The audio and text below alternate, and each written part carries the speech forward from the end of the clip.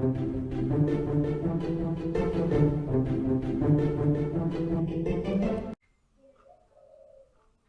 Clever Pickles, welcome to today's handwriting lesson, which is going to be using the letter X. Not a letter that we often use in our writing, but it's one that we still need to practice. So make sure you've got your pencil sharpened and ready and that you're sitting ready to go. Make sure you're holding your pencil properly, not too close down to the lead and not too far up the pencil. We want it to have that little bit of space there because this is the optimal amount of pressure, and your pencil should not be sharpened so short that you cannot rest it up here on the side of your hand. Okay, if your pencil is really small down here, you can keep that for drawing or doing other things, but when it comes to handwriting, grab a different pencil. Okay, let's start with the date.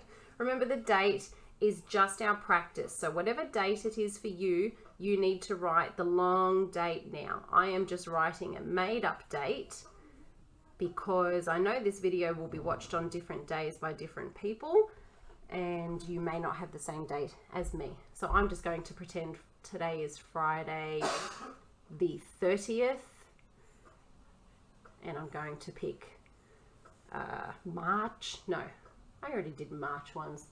Let's go with February. I know February has long gone, but it's a funny word to say, February. So whatever date it is for you, you write the long date. Don't worry about your spelling, and don't worry if your letters aren't your neatest letters. This is just to get your hand ready to go. When you're ready, we're going to start with a capital X. This is really quite an easy one to do, especially if you did the letter Y with me in the last lesson. We are just going to go from this top dotted line down to the bottom straight line, and then come back up and do the same the other direction in a cross. So let's do that now. Too easy.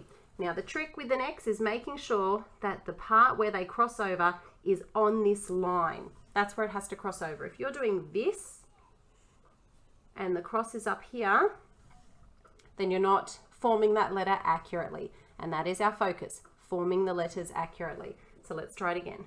Here and here. I'm actually quite proud of that X. I've done 3, I need to do 3 more.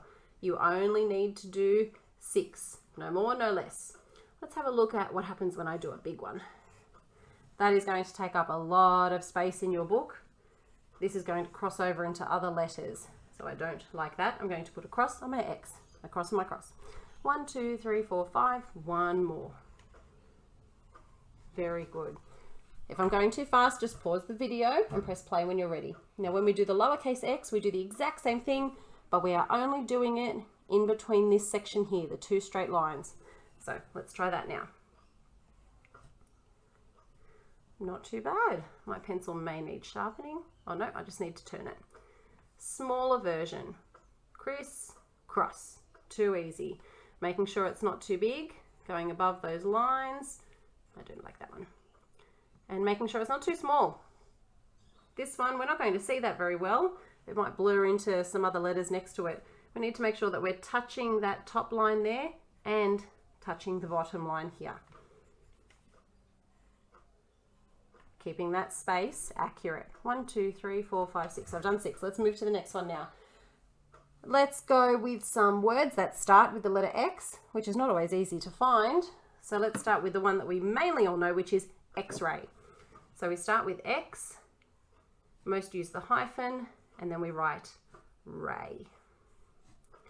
Now normally in this section I write 3 words, but the next word that I have is a bit longer, so we're just going to stick to 2 words on this one today.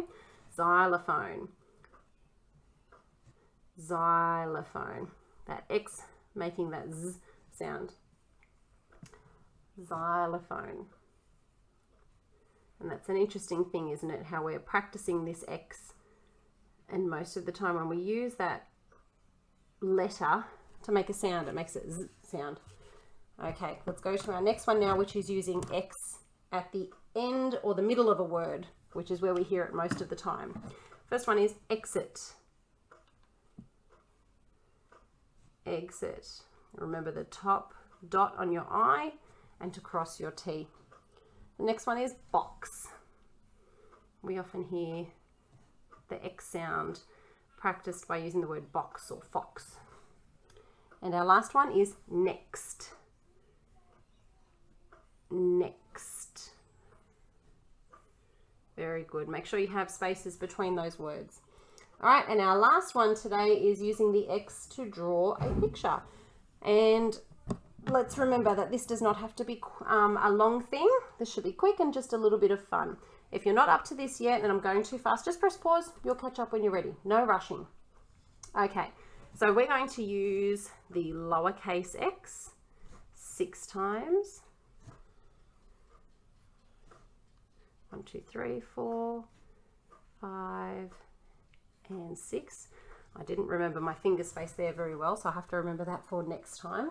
And we're going to try and draw an X-ray. So I'm going to keep using my lead pencil for this one. So I'm going to pretend that this is the X-ray machine, and I'm going to draw that around the X. So you might want to use a black pencil or different color pencil for your X-ray machine. And then I'm going to add a person to it. Oh, that's a very big neck.